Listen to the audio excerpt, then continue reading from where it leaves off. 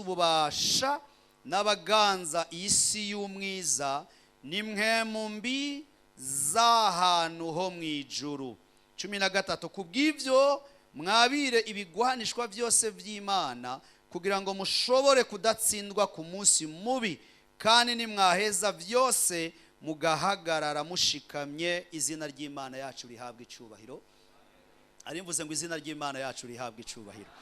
Ndashaka kuri uyu munsi dufashanye rero kwiga ijambo ry'Imana, ndaritanga nawe ukaryakira kugira ngo duterane intege. Imana yo mu ijuru ihabwa icubahiro. Gufashanya mu kuganira ijambo ry'Imana, iyo umuntu avuze Imana ishimwe aba yishize hejuru. Iyo uvuze amen ubuhezagiye Imana, ariko kandi uri kuratera intege n'uri kwarigisha. Imana ishimwe cyane gose. Kandi kuvuga amen igihe wafashijwe, naho nyene uri kuratera intege umutima wiwawe, kuko uburyo umuntu yakira ijambo ry'Imana budetermina aho ijambo ry'Imana rishika kure mu buzima bwe. Imana ishimwe cyane gose. Cyo gutuma sometime hari igihe bidusaba kuba serious, ariko hari igihe bisaba ko tuba involved mu kwakira ijambo ry'Imana, kuko nimba hari ikintu cambere gikomeye umuntu akeneye mu buzima bwiwe ni ijambo ry'Imana. Imana ishimwe cyane gose. Oya nari mvuze ngo Imana ishimwe cyane gose. Oya nari mvuze ngo Imana ishimwe cyane gose.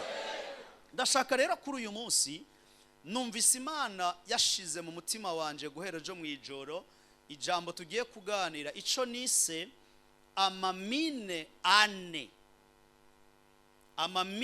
ane yica iterambere ry'Umukristo.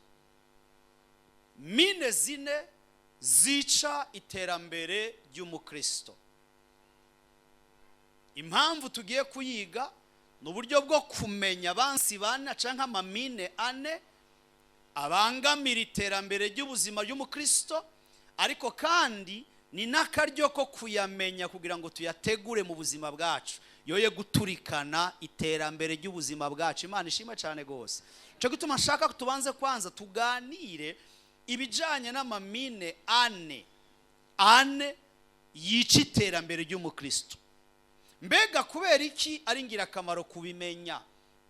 Kubera iki ari ngirakamaro kuvyitwararika? Ni kubera yuko Bibiliya ubwa mbere yavuga ngo abo tuniga nasaba inyama n'amaraso, ariko Musa aravuga ngo twambare ibigwanishwa kugira ngo tudatsindwa n'ubugunge bwande. Aha nagira ndababwire ngo ikintu cambere gishobora gutuma Satani abroka ubuzima bw'abantu, iki kintu gisurinye suko abishoboye, nuko akoresha amayeri cyangwa ubugunge bwo kubibagiza icyo Imana iri n'uburenganzira bafise mu Mana. Arme nucléaire ya mbere ya Satani, kuko abantu benshi iyo babonye iyo biyumviriye Satani bama biyumvira ko Satani ari kigabo c'ikigatanya gihambaye umenga gifisa amahembe. No, Satani ntabwo ari kigabo c'ikigatanya. Rimwe na rimwe na Bibiliya imugereranya n'intambwe itagira amenyo. Imana ishima cyane gose. Kandi ugerageje kuraba Bibiliya bako yatsinzwe, ariko ugerageje kuraba ni kubera ko abakirisu benshi na bugingo n'ubu bakiri mu buja, kandi Satani yaratsinzwe. Ni kubera ko ikigwanishwa akoresha kinini cyane gose mu kwica, mu gutembagaza, akoresha amayeri, ubugunge rero butembagaza abakirisu benshi, ugasanga bariko bararira mu gishingo cyo gutwenga. Ndabaha akarero gasanzwe. Imana ishimwe cyane gose. Imana ishimwe cyane gose. Twavuze ko dufashanye. Imana ishimwe cyane gose. Reka ndabereka ikintu kimwe mu bugunge bw'umugwanizi. Mbega hagati muri twebwe ninda tazi ku bushobozi bwazuye Kristo mu bapfuye bukorera muri twebwe? Hari no mwiri jambo atarizi. None eske mugerageje kuraba ubuzima tubayemwo burahwanye niyo bombe iri mu buzima bwacu? Urazi none amaguye canke amayeri akoresha ni bicapo asirikirisha muri twebwe, biciye mu majambo twumvise mu mafilime twabonye, na cakijwi c'abazimu tumva n'ibintu twabonye muri kahise. Ivyo bicapo bikaba muri twebwe, tugasanga twabaye mu gishingo mu kibanza c'ubwoba, mu gishingo cyo kuba mu kibanza cyo guca ubushizi bw'amanga. Preme niyo mu buzima bwacu. Imana ishima cyane gose. Imana ishima cyane gose. Ni naco gutuma reka ndababwiza ukuri, abantu benshi mu mitwe yabo no mu mitima yabo bafise igicapo yuko umugwanizi ari kigatanya kinini cirabura. Niyo mpamvu niyo urose Satani ntashobora kuza mu mpemu y'akayabu, kubera bivanye n'ivyo washize mu mutwe wawe. Aza ari kigatanya mu ndoto kugira ngo agutere mu ubwoba. Murantahura? Ariko tahura kino kintu, twebwe bamaze kuvuka ubwa kabiri twategereza kuba dufise igicapo c'Imana nini, kuko Bibiliya ivuga ngo uko iteruye ngo iki ngo isi yose ivyagiye mu kiganza c'Imana, ngo kandi ikiganza kivyagiye mu isi yose ni naco kiganza giteruye umuntu umwe wenyene. Raba rero ahisi ishobora kuba ivyagiye hamwe twogira igicapo, twobona igicapo c'Imana. Je umunsi umwe naragize ubuntu bw'Imana, Imana imiyerekwa, mbona Imana muri buryo nayibonye. Umunsi umwe narabashingiye intahe, nigeze gutegwa n'abadayimoni, hama inkubiri arasa iraravya, hama mbona umushwarara kubisa ubuzima bw'iwanje. Ico gihe narashobora kuba njyamye nkabona mu gihome umudayimoni araciyeyo, araje ahagaze hafi y'igitanda, hama akambwira amajambo ngo bijya uri kurakora mu cibitoki vyo gusenda abadayimoni n'ibindi bitandukanye, utarabikora nitwari tubanye amahoro, utabiretse ndakwica. Amubwira ati nanje sindabireka, nimba ari ugupfa narapfuye. Ariko kugira ngo iyo hari iteye ubwoba ndayivemwo, Imana yarandodesheje umunsi umwe inyereka ubukuru bwayo. Nibonye mpagaze imbere y'umugabo munini atagira iherezo, ashanje amababa, nibaza ko ibaba rimwe ryashobora kuba rikubita kuri frontiere ya Tanzania, irindi rigakubita aho cibitoki ya Rugombi hereza. Hama jewe nca nibona meze nka kiriku.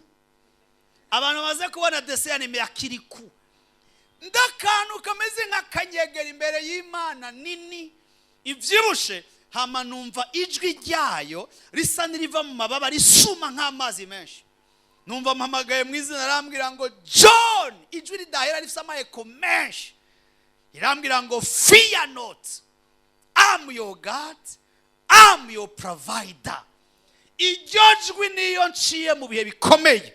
Nagira ndababwire ngo ryamaze ubwoba, ubwo bukuru bw'Imana. Mbona umenga ndikiriku nabugingo n'ibyo ntambuka, mbona ico kigatanya kigendera hejuru yiwanje, nkatahura ko atakindi kigatanya gishobora kuza gutembagaza ingoma y'ico kigatanya citwa Imana.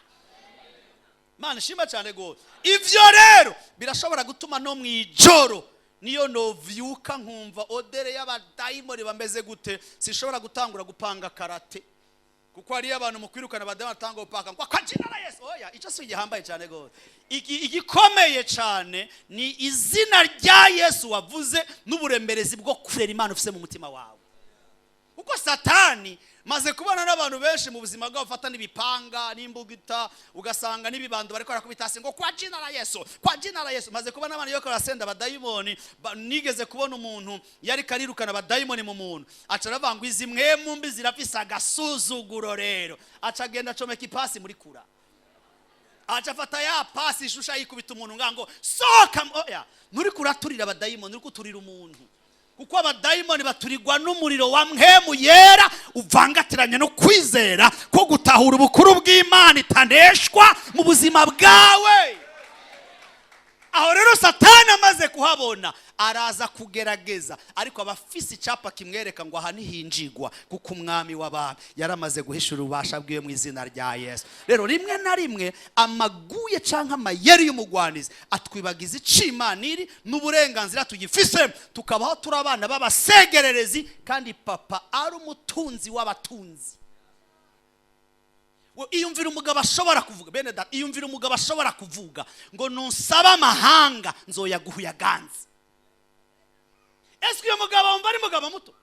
Umugabo ashobora guhagarara avuga ngo ifeza n'inzahabu ni ivy'iwanje, unyubaha nzomwimiki. Wamvugiye amina gatoya? Umugabo avuga ngo mfise nk'igihumbi ku misozi igihumbi, nogira inzara sinogusaba. Uyo mugabo muramuvuga bene data? Hama tugerageje tukaraba ubushobozi yakoresheje. Si umugabo yabanje kurogira ngo areme isi, kuko nitumubona muri fabrication y'ibiti n'ibindi bitandukanye, ariko turamubona mu budahangagwa bwiwe bw'Imana, yicaye mu bushobozi, ikavuga ngo ijuru n'isi niribeho, ako kanya isi rikaca ryirema rikoresheje ijambo ryiwe gusa. uyo mugabo rero yitwa Imana niwe ari mu buzima bwacu, niwe yitwa papa, siko yitwa, niwe yatuvyaye muri Kristo Yesu. Uyu munsi turabana biwe. Taura kino kintu, nimba turabana biwe twategerezwa kubaho ubuzima busa na papa. Semene amina. Kubera ko umwana w'intare niwe ntare, umwana w'inyabu niki. None se nimba turabana b'intare, none Yesu si intare yo mu muryango wa Yuda? Si intare yo mu muryango wa Yuda? Ni yego canke oya? None twebwe turi iki? Intare. Kubera ko ntimuvyizera. Yesu ni intare yo mu muryango, none we uri iki? Hategereza kuba ishusho. Asifiwe Yesu. Erega Satani nimba atinya Yesu, none ndababaza ikibazo. Igihe cyose Yesu yinjiye hano ari abadayimoni, muravyibuka? Abadayimoni bango turakuzi Yesu uri we, uruwera w'Imana, uje kugira iki? Uje kuduhonya igihe cyacu kitaragira iki? None uyo Yesu yatinywa uyu munsi ari hehe? Oya, uyu munsi ari hehe? None umva abadayimoni ategeza gutinya nde? None baragutinya, ariko uzosanga bagutinya wowe ari ubatinya. Isi ibi y'ubuzima turimwo, jewe umunsi umwe nigeze kuja kwitanganyika, sinzi umuntu twariko turavugana, hari masaya saa moya, nabonye sene ntazopfa nibagiye, hama mpwemu yaracaca muri yo sene anyereka ubuzima bw'abakristo benshi babayemo. Nigena ico gihe ingona yari yavuye mu mazi iri kirarisha ku musozi, ahantu hari umwiza kure hari umwiza birabira, kuko urumva ntanje iyo ngona sinoyitega ku metero 5 nawe cewe nari mpagaze ka etage kameme ku metero zingaye, mbona ingona iri amahoro iri kirarisha. Ku rundi ruhande nca mbona umurovyi agiye guca mu kayira ko hepfo yinjiranya aho hantu, aza atana kimwe yicura, afise agakabegi kiwe maboko ari karatambuka, ageze kuri 4 metre abona yangona, acagira ngo yo ndapfuye. Mbona wa muntu aciye akati korosi yiruka, ariko uko yirutse nca mbona na ca kiboko naco kirirutse mu mazi. Urumva umuntu yarirutse yagize ubwoba bw'ikiboko, n'ikiboko kiriruka cagize ubwoba, ucabomba ko ico kibuga cagumye kigaragara ata muntu numwe acokipa. Imana ikiranye inspira, ikirambwira ngo niko abana banje benshi babayeho. Kubera iki? Jewe ndi muri bo, ego bo ntibashobora kumbonesha amaso ku rugezo rw'ubunini mfise, ariko abadayimoni, isi y'umwiza n'abarozi bo barambona mu bunini bwanje. Kubera ko isi y'imwema iramenya indi isi y'imwema. Igihe rero Satani aje kubatera, usanga ababonye bakavuga izina rya Yesu, dayimoni ariruka, ariko n'abana banje birutse. Ikibuga buri munsi gasigara kigaragara. Reka ndakubwiza ukuri bene data, ni ngombwa mu buzima bwacu haboneke ressemblance ya Kristo. Kubera ko Kristo ntiyadukijije ngo atugumize mu buzima bwo kuzangazanga no gutakaza icerekezo, ariko yadukijije kugira ngo atugumize mu buzima bwiwe buhagarare mu buzima bw'Imana. Haleluya. Nico gituma Yohana avuga ngo bakundwa, uko tuzosa ntibirahishurwa, ngo ari gico nizeye niyere niyahishurwa tuzogira iki? Tuzosa nawe. Ariko taura kino kintu, Bibiri tubwira ngo uko data ameze mu ijuru niko natwe tumeze mu isi. Taura kino kintu, Satani kigwanisha cyambere akoresha yima abantu, atuma abantu badashobora gutahura icyo Imana iri n'uburenganzira bafite mu Mana. Nico gituma uzosanga abantu benshi baramaze kwitandukanya no kumenya Imana, bubakiye canke bimatanya no kumenya ivy'Imana. Sinziko mwamvyumvise kino kintu. Abantu benshi baritandukanye no kumenya Imana. Kuko ugerageje kuraba intumwa Paulo mu masengesho yiwe, aravanga uyo mwami ndashaka kumumenya.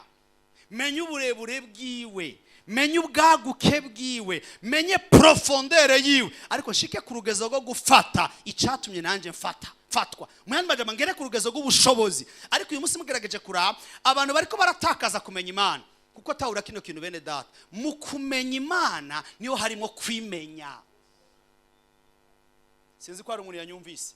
Mu bisanzwe mu kumenya Imana niyo harimo kwimenya. Biri impossible kushobora kwimenya utamenya Imana. Ndashaka guha preve imwe yonyene. Raba muri Yesaya 6, Bibiliya vanga umwaka Uziya yatanzemwo, Yesaya yabonye Imana ivyagiye ku ntebe ndende ishizwe hejuru, abaserafi bayikikuje bamanuka baduga baranga uwera uwera uhoranye n'ingabo n'iryo zina. Bibiliya ivuga iki? Ngwako kanya nyene ndavuga ngo yo ndapfuye kuko mbonye Imana kandi ndumunywa minwa yanduye. None Yesaya ntiyarasanzwe avugishwa. Igice ca mbere ntiyavugishijwe, igice ca kabiri ntiyavugishijwe, ca gatatu ni ca kane ni ca gatanu avugishijwe. Ariko gerageza ura ntiyigeze yimenya kugeza umunsi yahishuriwe Imana mu buzima bwiwe. Amaze guhishurirwa Imana, umuco w'Imana watumye ayimenya, ibace umushoboza nawe kwimenya, abona neza ko ari umunyaminwa yanduye. Raba Petero, igihe Yesu amaze kumurobesha ifi nyinshi, byagenze gute? Ntiyaciye avango vaho ndi mugenzi ko ndumunyavyaha. Ariko mubanze muvyibuke, Petero yari kumwe na Yesu amubona bari kumwe. Yesu atarakora igitangaza ngo yihishure, Petero ntiyari bwakora ikintu yari bwahishuwe. Nico gituma bene data, ukwimenya kwawe guhagaze mu kumenya Imana. Nico gituma Satani aragwana intambara nyinshi cyane kugira ngo abuze abantu kumenya Imana. Satani nta problem afitanye n'abantu ko bamenye ivy'Imana. Satani uzugerageze kuraba, je sinzi umuntu nasengeye un jour niwe namusengera, abadayimoni bagiye gusohoka baca bavuga amajambo 3. Jewe sinigera nemera ivyo abadayimoni bavuga, ariko niyo bavuze ukuri ndabimenya ko bavuze ukuri. Hamya mudayimoni acaragura ngo pasteur Miburo, ngo reka gushaka gushiramo imbaraga nyinshi ngo kubera ko waratunesheje. Hama rero ncandira attention, numviriza ico kintu bavuga ko nabanesheje. Bacanda bagati kubera iki? Acarambwa terega impamvu watunesheje number 1 nuko uvuga ubutumwa bwiza bwo kwihana. Ngo iyo uvuze ubutumwa bwiza bwo kwihana bituma dutakaza ubwami mu mitima y'abantu. Kubera ko Kristo aja kicara mu mitima yabo, tuba dutakaje ubwami. Mwavyumsega bende data? Tuba dutakaje ubwami. Tumaze gutakaza ubwami rero dusigara tugwana mu mushaha no mu mubiri, ariko umuco kugwira mu mutima niko no mu mubiri no mu mushaha tuvayo. Wow, cantahura imbaraga y'ubutumwa bwiza. Amacarambwira ngo erega mu bisanzwe ngo abantu bose baji iwacu tukabaha akantu bakaba abakozi bacu, ngo hari ibintu tutabemerera. Candavuga gute? Wicambere nituyemera ko bavuga ubutumwa bwiza bwo kwihana, kuko kwihana deja kuratwirukana. Ca kabiri nituyemera ko bavuga ubutumwa bwiza bwo kwezwa, kuko kwezwa gutuma imigozi yacu cagagurika. Ngo ariko ngo ari ikintu kimwe tubemerera, ngo tubemerera gusamaza abantu mu bijanye n'imigisha bazoronka, kandi uravye neza batazoyironka. Unyumviriza neza, ngo tubasunikira gusamariza abantu mu migisha. Pokea pasiporo, pokea nyumba. Ariko ikibazo gihagaze ngaha, ndashaka murabe kino kintu. Pokea pasiporo, pokea nyumba, pokea visa, ndakubona waguze remorke, ndakubona waguze icayi, ndakubona waguze kafe, ndakubona waronse pasiporo. Abantu bakagumana ibigumbagumba vyo kwibona ko bahambaye, nubwo Imana yoramuka ibikoze bizobatera orgueil. Par contre umuntu azi Imana yiwe anamenya nica azoba muri iyo Mana. Raba, number 1. By the hallelujah, hallelujah, hallelujah, hallelujah. Jewe kukubwira ko uzogura inzu nta gitangazo n'amanda kubwiye. Kukubwira ko uzogendera mu ndege nta gitangazo n'amanda kubwiye. Uzi impamvu byaranditswe. Bibiri ivuga ngo itimanya umwana wayikunda ikamutanga ku bwacu, izobura gute kutugabira byose muri we? Izobura gute kutugabira byose muri we? none uyu munsi kukubona watunze hari igitangaza gihari. Igi butunzi bwa mbere waronse yakugabiye Yesu, kandi muri Yesu harimo kado zose ukeneye mu buzima bwiwa kugira ngo uzamuke. Ariko tahura kino kintu Bibiri kacivuga ngo hari migambi myiza Imana yaturemeye kera tutarabaho, iremera muri Kristo Yesu ngo tuze tuyigendere. Mu majambo make mbanza gushika muri Yesu, nkamenya Yesu imbere yuko menya uburenganzira bwanje muri Yesu. Ariko maze kumenya Yesu ca nkomerera mu burenganzira bwiwe. Paulo avuga ngo maze kumenya gace, ariko ndamumenya. Imana ishimwe cyane go ndamumenya nk'Imana yera, nkiyambura ivyaha. Semeni amin, haleluya. Nkamumenya ko ari Imana y'urukundo, nkakunduka. Ariko nkamumenya ko ari Imana y'ubushobozi, singira ubwoba. Nkamumenya ko ari Imana ihezagira, nkabaho ndayiteze. Semeni amina. Tuko pamoja watu wa Mungu. Ariko isi irikira bicurika. Uyu munsi abantu bariko babwibwa ivy'Imana, ariko ntibariko barabwibwa. None ikibazo gihagaze nga ivyo vy'Imana bizovahe kumaze gutandukana n'isoko. Erega Imana n'isoko, ibiva mu isoko n'umugisha. Wategeza kubana amahoro n'isoko, ukamenya isoko kugira ngo uzobeneficie umugisha uzova mu isoko. Semeni amina, haleluya, haleluya, haleluya. Hari umuntu ariko yumvaga bene data banza amayeri Satani ariko arakoresha, ariko akura abantu ku Mana. Alo? Alo, zamuranda kubwira ikintu kimwe. Urazi impamvu ariko arakura ku Mana? Muze mugerageze kuja amashengero menshi hagwiriye mu buvugishwa. Muze mugerageze kuja amashengero menshi agwiriye mu ivyumba vy'amahombe. Muzosanga n'abapagani, même les musulmans bitandiye bakajayo. Kubera iki? Nibashaka Imana, bashaka ivy'Imana. Mtumishi wa Mungu, nina vipigo vingi, nataka uniombeye. Hataki kusamehewa dhambi. Hataki mawasiliano mazuri na Yesu, anahitaji baraka za kimungu. Ivyo rero vyarahindutse bicika idini, abantu ntibashaka kwinjirana n'Imana. Bene da, haleluya, haleluya, haleluya. Reka ndakwereka ikintu kimwe. Mbega mwe mwibaza Yesu ko ari citegerezo cacu? Yesu yabanje kuronka umugisha canke yabanje kumvira Imana? Alo, alo, alo, alo. Yabanje kuronka umugisha canke yabanje kumvira Imana? None soma abi Filipi 2:5 bavuga iki? Umwe ngo naho yari asanganye ishusho niyumvira kuringana Imana ko ari ikintu cyo ku yisiga ubusa, aragandu ashika ku rupfu. Ngo ico nico catumye Imana imushira hejuru, ikamuha izina rirenge yandi mazina yose, kugira ngo amavi yose azamupfukamire, ayivyo mu ijuru n'ayivy'ikuzimu. Mu majambo make yabanje kugendera mu nzira z'Imana imbere yuko aronka umugisha w'Imana. Ariko amen kuri mwengira kirantera makenga. Haleluya, haleluya. Banza kwanza tumenye kugendera mu nzira z'Imana no mu bumwe bw'Imana birashobora kutuzanira imigisha tutabanje no gusenga. Asifiwe Yesu. Amayeri amwe Satani ariko arakoresha mu kugira ngo adetruize ubuzima bw'Abakristo, nugutuma abantu mu buzima bwabo bashobora gukura umutima ku Mana. Ugasanga reka rero turabire aya mabombe canke amamine ane. Nariko ndatanga intangamarara kugira ngo mutahure impamvu utegeza kwiga kino cigisho. Mine ya mbere rero andika rimwe.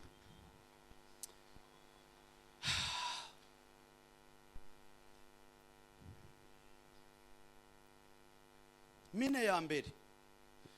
Mine nibaza ko mvuze mine canke bombe, it's the same.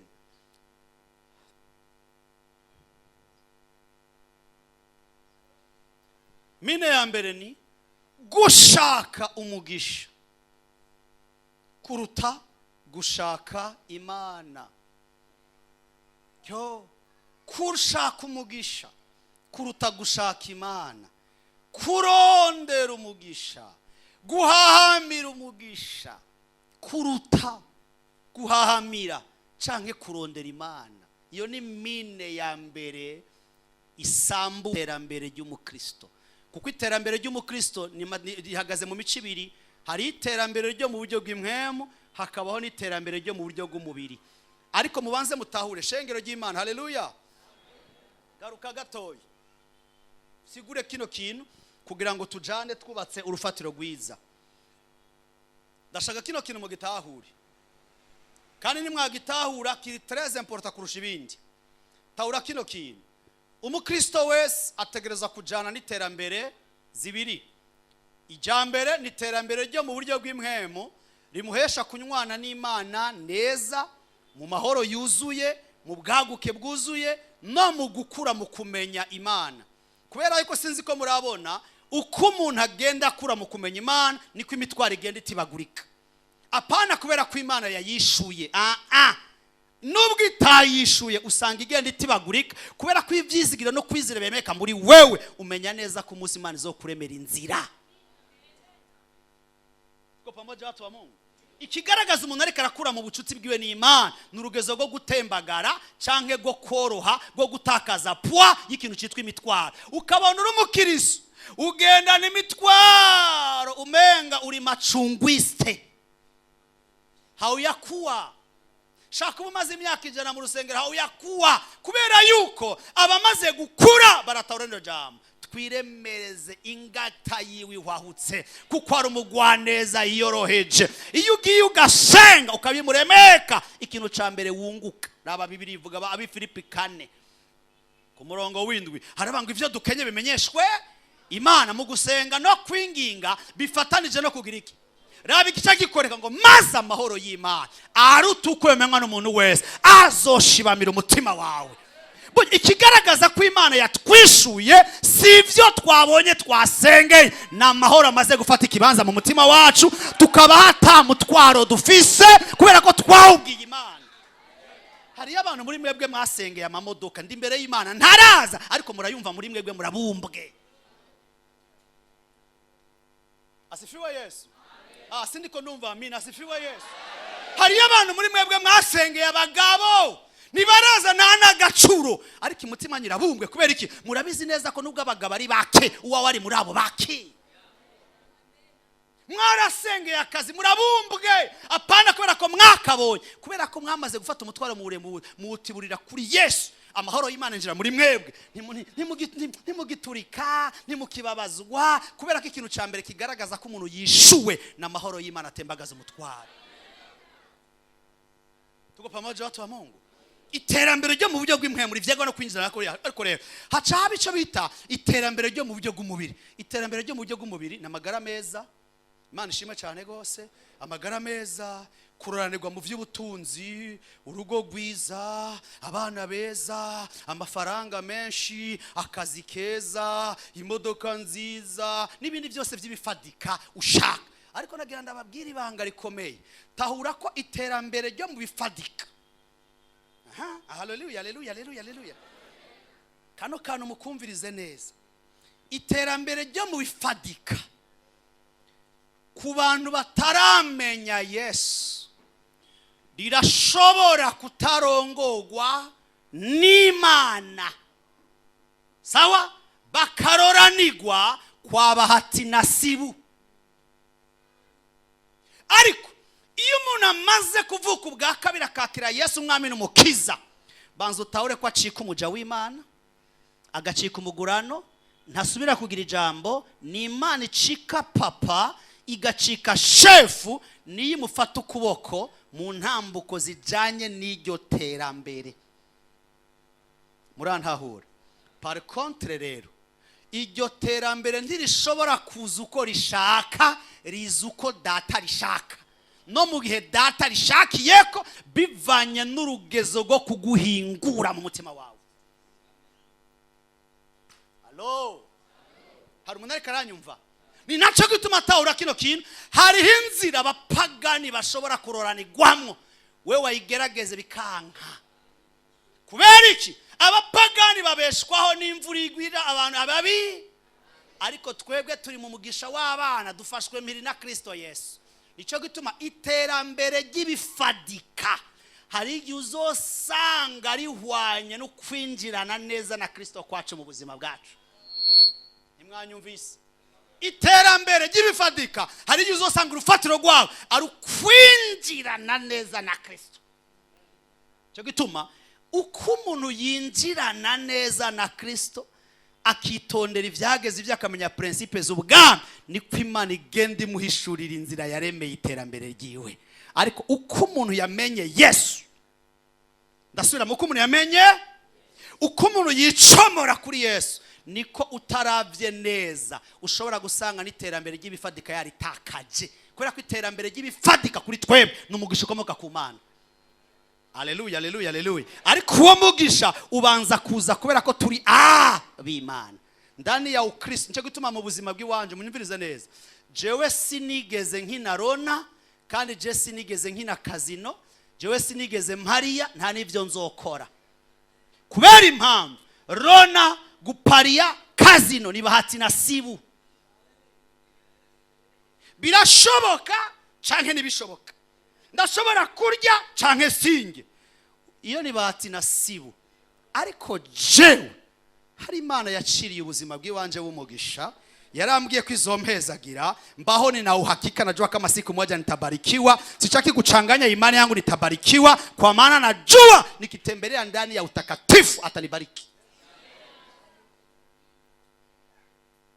Hiyo na pression ndende nka umenga ndiko ndasigwa nibihe. Oya, ico yavuze yarakivuze, kandi ari nyuma y'ijambo rye ngo arishitse nicagera azokiremera inzira, niyo ntoba ndakiza azokimpishurira. Shera bivyara gutuza ukarindira Imana, hamicogi ukacukompoza. Zaburi 37 guma mu gihugu ukora ivyiza, uhimbagwe n'uhoraho nawe azogwa ivy'umutima wawe ugomba. Semeni amina. Iterambere ryo mu bifadika rikuzako igihe iterambere ryo mu buryo bw'impwemu rikomeza. Haleluya, haleluya, haleluya, haleluya. Tuko turajana mushaka kumbwira ati pastor ya Kamembe, Imana ni nyebuntu, Imana ni nyerukundo. Jenda umugabo akunda principe z'ubwami kurusha amasantima. Ndabazaniye umugabo yitwa Salomo. Salomo muramuzi mwese? Muramuzi? Mbega murazi ko mu ntango Imana yamuhaye isezerano, irambwira ngo ku bwa so Dawidi nzoguha ubwami, kandi ubwami bwawe buzogenda succession gushika. Muravyibuka? Ariko mu nyuma yacishiramo code, niwagendera mu mabwirizwa yanje nageze so wawe, nzoguha kugira iki? Kuramba. Nzoguha kugira iki? Kuramba. Gerageza uraba. Mbega Salomo yapfuye ubwami bwarakomeje? Amabwa yakoze Imana yamwatse ubwami 10 sigira umuhungu w'ubwami bungaye. Kubera iki? Ni kubera iki? Ni kubera ko atabandanye kugororokera Imana. Taura kino kintu rero, iterambere ryo mu bifadika rigenda rikomera canke ryagukigwa igihe ukomeza kugenda uteza imbere iterambere ryo mu buryo bw'impwemu. Bakirisu muri hano, kubana na Yesu amahoro ugateza imbere ubuzima rukristo ni nyungu yawe mu ntango y'ikintu cyose. Iyi maisha kutaka kuwa vugu 50-50 20-20 isi uyirabe umenga umeze gutyo, umeze gutyo mukaroti, ibirenge biraba mwishengero, ariko umutwe uvuga ati uragenda gahorosha. Na Salomo yaravuze ntubu umunyabyaha wa cyane kandi ntubu umugororotsi wa cyane. Ntube umupagani wa cyane, ntubu umujya biturire wa cyane kandi ntubu uvyirinda bya cyane. Urabyumva? Ngo yasha Imana ifashe uwifashije, shinyika ivyinyo ngaho sha uzobona. Wewe ubaye wa mbere ugiye gufasha Imana ndakurahiye. Oya, wowe uvuka hehe? Mukamenge. Umunyamwaro agiye gufasha Imana yaremye isi n'ijuru, Imana ndakurahiye. Umunyegenda agiye gufasha Imana yaremye isi, ngira Imana yaremye isi n'ijuru ihagaze mu igenda ngirango. Muko munanielewa ndugu yangu? Kubera ko umunsi twinjiye muri Kristo Yesu, na Satani yarabimenye ko twinjiye muri Kristo Yesu, inzira za vugu z'umugisha wodukorokera ko yarazugaye. Arabango barya ntibazobeshwaho, nanje bazobeshwaho n'Imana. Ukiacha kumtegemea Mungu na bidii utakufa. Ukiacha kumtegemea Mungu kwa bidii utakufa. Muze mugerageza kubiraba n'abantu babakizwa bagerageje kwinjira muri kebesi bakiba bahereye mu mpimba, kubera ko iyo si ntibazi. Ego cyane, iyo si ntibazi. Twebwe isi yacu tuzi n'ijuru, aho Bibiri ivuga ngo twe iwacu ni mu ijuru, aho umukiza wacu azova. Aho azova niho umugisha wawe uzova. Semeni ya mina, niho kuranirwa kuzova ka vizuri na Yesu. Dawidi akacambwira kuva nkiri muto ndashaje, sinigeze mbona umugororosi yahebwe cyangwa uruvyaro rwe rusegerereze, ariko agira ubuntu musukira. Sifiwe Yesu. ira maisha ya hivi ndugu yangu achana nayo kubera ko aya maisha azoguhereza habi. Mama Sabina niyo yavuze ijambo ngaha ndacagibuka ngo basi mutapfa nk'Aburahamu uzopfe nka Lazaro. Aburahamu yari umutunzi rurangiranwa arapfa, ariko Lazaro yari mukene nyakujya yarapfuye yisanga mu gikiriza ca Aburahamu. Irayi maisha gucanganya ndugu yangu ndakurehe iterambere ry'ibifadika rihagaze ku iterambere ry'ibidafadika, kubera ko twebwe ibyo duhabwa byose biva ku isoko yitwa Imana. Utabanya amahoro n'Imana nakubwije ukuri urashobora kwikrera amazigzage menshi cyane, ugasanga mu buzima ahantu wategeza kugenda imyaka 3 uhagenza imyaka 20, ugasanga ufite imyidogomo. No, imbere yo kwidogera Imana banza kwanza uraba inshingano ziwe warazikoze. Asifiwe Yesu. Erega haleluya gira gucya gatoya. Abantu benshi bazi Imana nk'Imana y'urukundo, bazi Imana nk'Imana y'ubuntu, ariko abantu benshi ntibazi Imana nk'Imana yera. Ntibazi nk'Imana yera, ntibazi nk'Imana ifuha. Asifiwe Yesu. Nico gutuma bombe ya mbere ni gukunda ivy'Imana, gushaka ivy'Imana kurusha gushaka Imana. Ndashaka ndabereke ikintu kimwe. Iyo ni mine ya mbere. Ndashaka bene data dusome mu gitabo c'Abami ba mbere 2:1 gushika kuri 4. Abami ba mbere 2:1.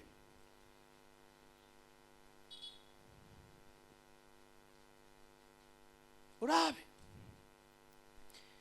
igihe cha Dawidi cyo gutanga kirashika, kigira gishike abarira umwana we Salomo ivyo azokora. Ati ngiye kujana inzira abisi bose bajana, nuko shikama ubu mugabo nyamugabo, uze wumvire ivyo ora Imana yawe yageze, ugendere mu nzira ziwe, witondere ivyo yashinze n'amabwirizwa ye n'amateka yiwe n'ivyo yihanikirije, nkuko vyanditse mu vyagezwe vya Mose. Umviriza, kugira ngo uzugira ikiganza ciza mu vyo uzokora vyose naho uzoja, nguhoraho azoshitsa ijambo yamvuzeko kw'abana banje nibitonda mu ngeso zabo bakagendera imbere yiwe mu vy'ukuri, uhereye mu vyumviro vya no mu mitima yabo. Yavuze ngo ntihazobura mu banje wo kuja ku ngoma yanje. Raba, uyu n'umugabo akomeye cyane Dawidi, yagendanye n'Imana, abona intsinzi, abona ugukomera. Uyu munsi Imana iramubwiye ati umwana wawe Salomo niwe azogusubirira ku ngoma. Hamaraba Dawidi ariko aravugana na Salomo. Wibuke ko Salomo agiye kurongora ihanga, agiye kurongora ubwami. Ego agiye kuba umukozi w'Imana, ariko kandi munavyibuke ego yiteze umugisha uva ku Mana. Dawidi aramuzana aramubwira ati mwana wanje, igihe cyo gutanga kwanje kirageze, aho jewe ngiye kujana inzira y'abasokuruza bose. Number 1, urashaka kuroranirwa, urashaka gutera imbere, urashaka izina rye ribe rurangiranwa. Number 1, uze wumvire ivyo ora Imana yawe vyose yageze, ugendere mu nzira, witondere ivyo yashinze n'amabwirizwa yiwe n'amateka yiwe n'ivyo yihanikije. Raba impamvu nkuko vyanditswe mu vyagezwe vya Mose. Umviriza, kugira ugira ikiganza ciza mu vyo ukora vyose naho uzoja hose. Semeni amina. Iri jambo ikiganza ciza urisomye mu Gifaransa no mu Congereza habonekamo ijambo gitwa faveur. Aramubwira tumviriza rero, mu kintu cambere ukeneye mu buzima bw'iwawe kugira ngo utere imbere vyihuta, kugira ngo ukomere cyane, kugira ngo wagukigwe, urakeneye ikintu cyitwa faveur, ikiganza ciza c'Imana mu vyo uzokora, aho uzogendera n'ibindi bitandukanye. Number 1, kugira ngo ibi bikunde, faveur y'Imana ntiza purukuza. Faveur y'Imana ntiza kubera kuri umukristo. Faveur y'Imana ntiza kuberako, ariko kugira ngo faveur y'Imana ize, number 1, uzugira umwete wo kwitondera amabwirizwa y'Imana yakubwiye biciye mu gitabo ca Mose.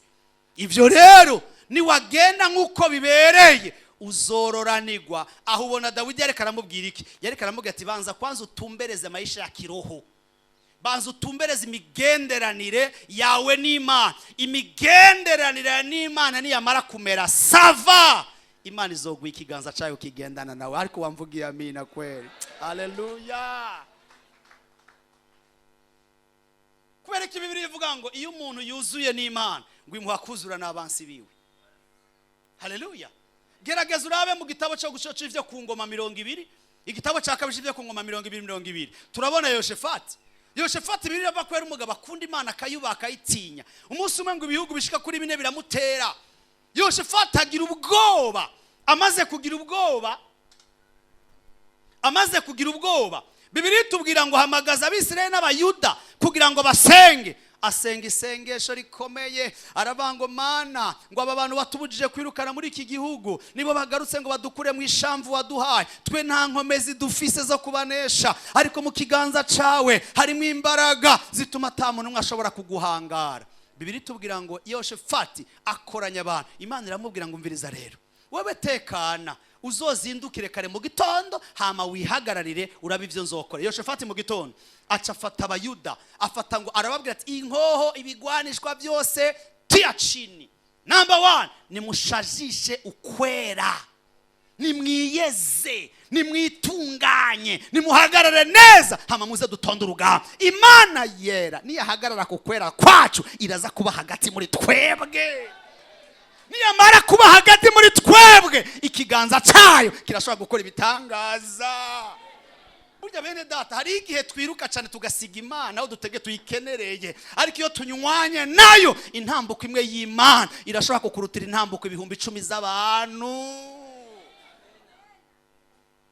Intambuko imwe y'Imana irashobora guhindura histoire y'ubuzima bw'iwawe, ariko kubera ko wimenyereza kumatana nayo neza. Haleluya. Haleluya. Haleluya. Yoshefati mu gitondo. Bene deka ndababwiza ukuri, ibi bintu mu buzima usanga abantu basigaye bakora mu isi ya rurema, turakubera kwe kuvyiyambura mu mpuzu yo hasi mu isentire. Imana irakenewe, ariko nako umupfumu yavuze. Wowe uribaza ko uzobona igitangaza cy'Imana? Erega uri kurabangikanya Imana ko gaheko nikigirwamana ugendana naco. Yo, abizigiye Imana bavuga nka Dawidi, Mana ni wewe wenyene mfise mu isi no mu ijuru, ni wewe wenyene mfise mu yandi majambo, utantabaye nta numwe yonabara, utanyibutse nta numwe yonyibuka, utangiriye neza. Ya Imana irakunda iryo jambo, imaze kubona ko atawundi ufise, uburi umuntu adafise shinge na rugero. Bibiliya ikiza ngo ni Imana y'abadafise shinge na rugero. Semeni amina. Haleluya, haleluya, haleluya. Ariko iyo ugendana utuntu two gufasha Imana, agaheko, urabona kasangura umuntu muzima ugendana agahengwaka ngo nibwo burinzi bwanjesha ngo abisi ni babaya. Marerezima, même si abisi ari babaya, nawe ubaye mu bwoba. Sinababwiye umuntu twagiye hano mu rubanza, kandi hari twicaye mu bapastor baduha ikaze kuja gufungura, cyane ambwa ati mon frère tuje gufungura ngo haya ngo shinyike ivyo byinyo, ngo njya kugira iki, ngo je simfungura funguri wanje. Cyo ndagenda Ales, kuko Bibiliya ivuga ngo ivyo muhawe mu bifungure mushima. Ndagenda ndiyarurira udukso twashoboye, shika mu kibanza ndasenga, abona ndiko ndaryana akayabagu. Ngo pastor ngo ori normal. Nambwa ati yego cyane. Ngo ntuzi ko batanga ishano. Ndamubwira ati mu vy'Imana yavuze mu mutima wanje nta vy'ishano yanyeretse. Imana imbwiye ati harimo ishano sindabijya, ariko yataririya atavye yambwiye cyane ntabibonye. Yo, Bibiliya ivuga ngo muzogicica nikizogira iki. None maisha yaboga yanini ndugu yangu. Kufa kuri umbwa, umunsi wago ntuzorurenga, acha bitu byako ndugu yangu. Izigira Imana bana mahoro, ugatakaza umutekano ukabamu nimbe birenganye kwa jina Yesu. Iryo joro rirabishe. Zaburi 4:8, nzohora ndyama nsinzire ataco nicura, kuko uhora hari wa makuba mahoro. Semeni amina. Agakiza no kubana n'Imana bizana umutekano w'imbere. None bene data, burya jewe mbayeho nzi ko bataturoga. Hirega baraturoga. kandi reka bagerageze. Ariko iconzi gusa uri muri je warusha imbaraga uri mu bisi yuko bagerageza niko ubushobozi bwa Kristo bugaragara. Ureko bakuroga mama urazogira isi ya wenyene. Hajya ni wasangana barya mu bana aribo. Haraho byanditse nga. Ariko nkunda ijambo ry'Imana za uri 91. Uba mu bwigobeko bw'isumba byose azokwama ari mu gitutu cishobora byose. Ivyo bindisha uri yabiyo. Asifiwe Yesu. Asifiwe Yesu. Erega ari abantu atakurogesha uburozi bwabo niba kuri kuzimu bakakurogesha amajambo. Uraza amajambo kuvugwako. Ko ari abantu bashobora guhagarara ngo Josiana ntazaruranigwe. Kapitorina ntazarura ngo kandi Imana ngo manitse ikiganza hejuru nuza umuhezagira ariko akibagira ko Imana atari Useni canke Yasumanisha akibagira ko Imana atari Muyomba. Haleluya haleluya haleluya haleluya. Hari abantu batuvumira mu majambo tutazi. Umuntu akavuga ati Imana nadine bazamukure mu kazi ntazaroranigwe ntazashikeyo. Imana igashira ipampa mu gutwi hama ikacihagara ngo ico nanditse naracanditse. Navuze ko azohezagirwa, navuze ko azotera imbere, navuze ko azoshika kure, kandi ndi nyuma y'ijambo ryanye ndarishitse semeni ya oh haleluya. Dufise Imana itumva amabwire. Dufise Imana itumva amabwire. Nico gituma tekana imigabo izopangwa ariko nta no muzoshika. Hano muzoshika. Tagufitiye itangazo. Ijambo ry'Imana rirambwira ngo Uhoraho azotuma abansi bagukuri hasi batsindirwa imbere yawe. Bazogutera baciye mu nzira imwe, bahunge baciye mu nzira ndwi. Haleluya haleluya. Yararivuze. Cyo nijyo duhagazeko kuko abazoza kuvuga ibindi bazoza Yesu yarakivuze. Kuwavuze ijambo bwa mbere rakome kurusha uwanyuma. Tahana iryo jambo. Tahana iryo jambo. Impundu nakamo namashi tahana iryo jambo.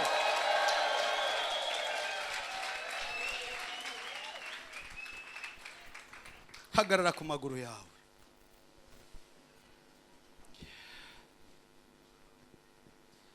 Cyo yanditse yaracanditse. Kandi cyo yavuze yarakivuze. Abo mwari mumaze igihe mwicurikiriye unamuka.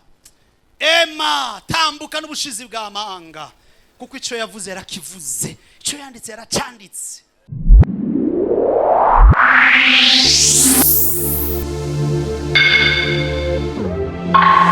Irembo